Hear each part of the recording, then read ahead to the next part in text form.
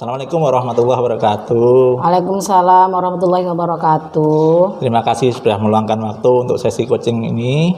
Ya, Pak. Sebelum kita mulai, mari kita bahas dulu rubrik penilaian percakapan coaching yang akan menjadi panduan kita hari ini. Apakah Ibu sudah melihat rubrik ini? Saya sudah melihat rubrik penilaiannya sekilas, Pak. Tapi saya ingin lebih memahaminya lebih mendalam. Baik. Rubrik ini dirancang untuk membantu kita menilai dan merefleksikan keterampilan coaching berdasarkan beberapa kompetensi utama. Ada bagian tentang keterampilan mendengarkan aktif, bertanya reflektif, memberikan umpan balik, dan membangun kepercayaan dalam kemitraan. Kita akan menggunakannya sebagai alat untuk melihat progres dan area yang bisa dikembangkan. Apakah ada rubrik yang menurut Ibu ingin dibahas lebih lanjut?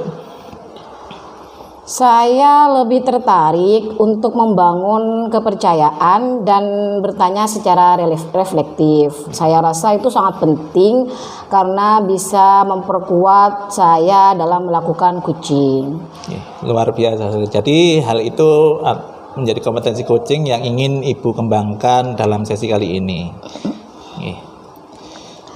Saya ingin fokus pada pengembangan kemampuan saya dalam bertanya reflektif dan mengajak rekan sejawat berpikir lebih mendalam tanpa memberikan terlalu banyak arahan. Baik, itu kompetensi yang sangat penting dalam coaching. Pertanyaan reflektif bisa benar-benar membuka perspektif baru bagi coachee. Adakah bagian spesifik dari keterampilan ini yang ingin Ibu observasi atau latih dalam sesi ini?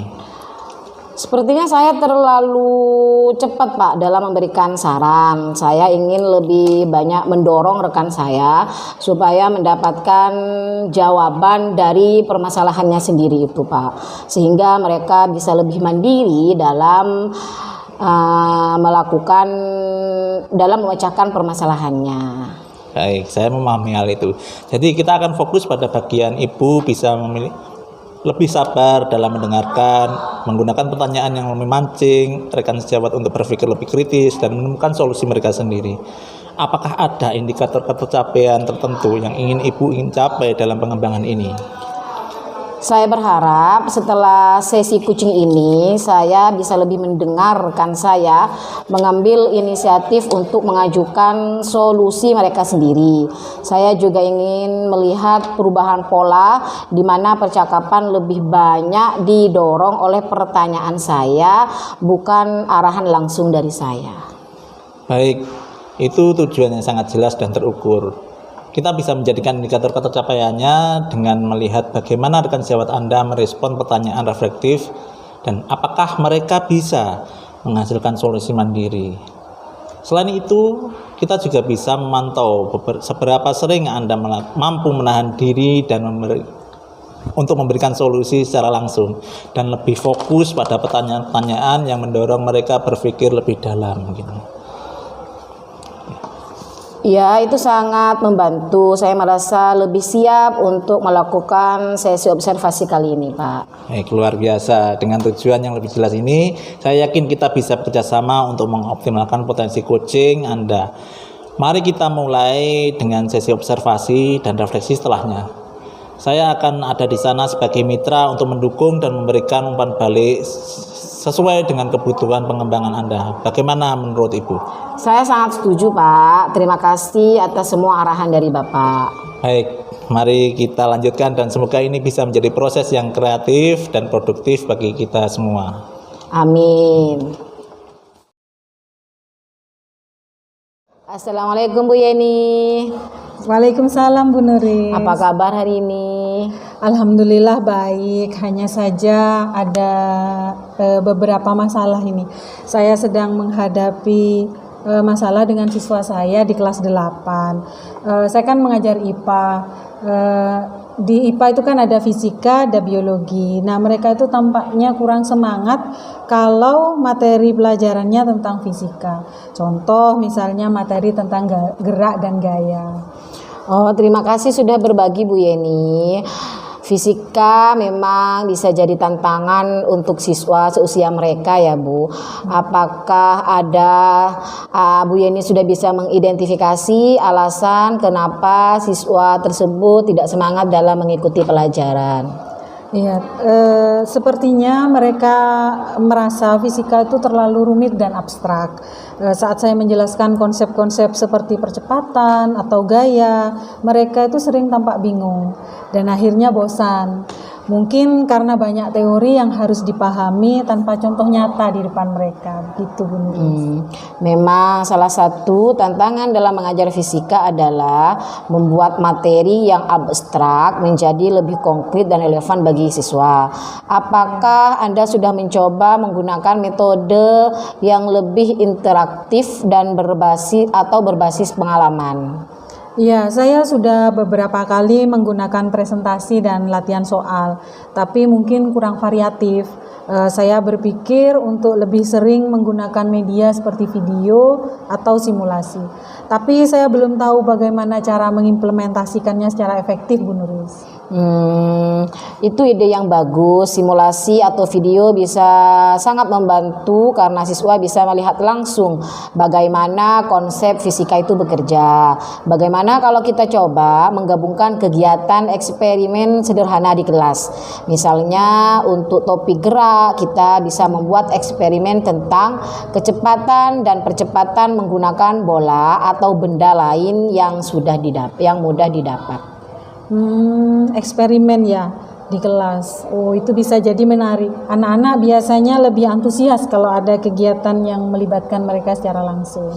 Tepat sekali, dengan eksperimen mereka tidak hanya memahami teori, tapi juga melihat aplikasi nyata dari konsep yang sudah Bu Yeni jelaskan. Bu Yeni juga bisa melibatkan mereka dalam diskusi setelah eksperimen selesai, sehingga mereka lebih aktif berpikir dan bertanya. Iya Bu, terima kasih. Itu bisa membuat mereka lebih terlibat ya. Kira-kira apakah ada teknik masukan selain eksperimen? Tentu selain eksperimen Anda bisa mencoba pembelajaran berbasis proyek. Misalnya ajak mereka membuat model sederhana seperti konsep fisika yang sedang dipelajari. Membantu meningkatkan kerja sama sekaligus pemahaman mereka. Baik, sepertinya metode tersebut memang lebih aktif. Mungkin membuat mereka lebih aktif maksud saya. Mungkin saya akan coba memadukan eksperimen dan proyek kelompok. Ya, seperti itu Bu, mungkin akan saya praktekkan. Kuncinya adalah refleksi. Setelah kegiatan, luangkan waktu untuk meminta mereka menjelaskan kembali konsep yang mereka pelajari, Bu. Baik, saya akan coba pendekatan itu. Saya merasa ini bisa membantu membuat pelajaran fisika lebih menyenangkan dan bermakna bagi siswa. Tepat sekali, dengan menerapkan pembelajaran yang menyenangkan dan bermakna bagi siswa, mereka akan lebih mudah memahami dan mengingat konsep-konsep fisika. Bagaimana perasaan Ibu sekarang setelah melakukan coaching? Saya merasa sangat yakin sekarang. Saya akan mencoba menerapkan eksperimen sederhana dan menggunakan lebih banyak visual, dan tidak lupa melakukan refleksi setelah kegiatan pembelajaran. Oh ya, terima kasih sarannya Bu. Sama-sama.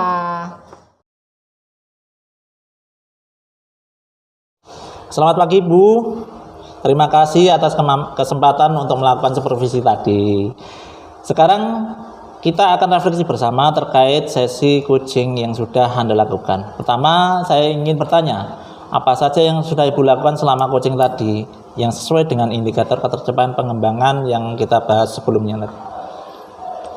Selamat pagi Pak, saya mencoba fokus pada pertanyaan reflektif dan menahan diri dari memberikan solusi secara langsung. Saya juga mengajak rekan saya berpikir lebih mendalam dengan memberikan waktu untuk refleksi sebelum menjawab pertanyaan. Bagus sekali. Jadi Anda fokus pada bertanya dan mendengarkan. Memberi ruang bagi rekan Anda untuk berpikir secara mandiri. Apakah Anda merasa mereka merespon dengan mengajukan solusi sendiri atau inisiatif untuk mencari solusi muncul dari mereka sendiri begitu? Ya, di beberapa bagian mereka mulai menunjukkan inisiatif meskipun masih perlu saya dorong untuk pertanyaan-pertanyaan yang lebih mendalam. Baik, berdasarkan observasi saya tadi, saya akan menyampaikan beberapa catatan berbasis data yang saya kumpulkan tanpa penilaian atau asumsi dan fokus pada area yang ingin dikembangkan sesuai dengan percakapan pra-supervisi tadi ya. Selama sesi coaching, saya melihat ibu menggunakan setidaknya 4 kali pertanyaan terbuka yang mendorong refleksi. Di setiap kali rekan sejawat diberi pertanyaan reflektif, mereka membutuhkan sekitar 15 atau 20 detik sebelum memberikan respon. Yang menunjukkan bahwa ini adalah benar-benar mendorong mereka dalam berpikir mendalam ya. Namun saya juga mencatat bahwa ada satu momen di mana ibu memberikan arahan solusi secara langsung sebelum rekan Anda sempat menyelesaikan jawabannya begitu. Itu mungkin terjadi karena rasa ingin membantu lebih cepat ya. Yang mana hal ini bisa menjadi kesempatan untuk perbaikan kita. Ya, saya masih ingat akan momen itu, Pak. Karena saya merasa tidak sabar menunggu, makanya saya lebih cepat memberikan solusi kepada rekan sejawat saya tersebut. Itu wajar terjadi sih benar Bu. Itu menjadi bagian dari proses belajar kita. Satu hal positif yang terlihat adalah kemampuan Ibu untuk tetap menggunakan pertanyaan reflektif di setiap percakapan. Dan itu sesuai dengan tujuan pengembangan kita loh. Apakah ada bagian dari observasi ini yang menurut Ibu perlu dibahas lebih lanjut? Saya setuju dengan semua catatan tersebut. Saya menyadari bahwa menahan diri untuk tidak memberikan solusi langsung ketika saat coaching itu sangat penting. Tetapi saya senang bisa melihat ada kemajuan dari coach dan coach kali itu. Senang mendengarnya. Jadi dengan refleksi ini, apa kompetensi lain yang ingin Ibu kembangkan berdasarkan pengalaman coaching tadi? Adakah area lain yang ingin Ibu tingkatkan gitu? Saya rasa saya ingin mengasah keterampilan mendengarkan aktif. Saya merasa kadang terlalu fokus pada pertanyaan yang akan saya ajukan. Selanjutnya tidak sepenuhnya mendengarkan apa yang disampaikan oleh rekan saya. Itu sangat penting. Meningkatkan keterampilan mendengarkan aktif bisa benar-benar memperdalam kualitas percakapan coaching. Kita bisa bekerja sama untuk mengeksplorasi lebih banyak agar Ibu bisa tetap hadir sepenuhnya dalam percakapan tanpa terburu-buru merumuskan pertanyaan-pertanyaan selanjutnya gitu. Terima kasih Pak, itu akan sangat membantu untuk sesi coaching berikutnya. Sama-sama. Saya mengapresiasi kemajuan dan refleksi Ibu. Mari kita jadwalkan sesi selanjutnya untuk terus memantau perkembangan Ibu. Saya yakin kita bisa terus mengembangkan potensi coaching Ibu menuju hasil yang lebih optimal. Terima kasih.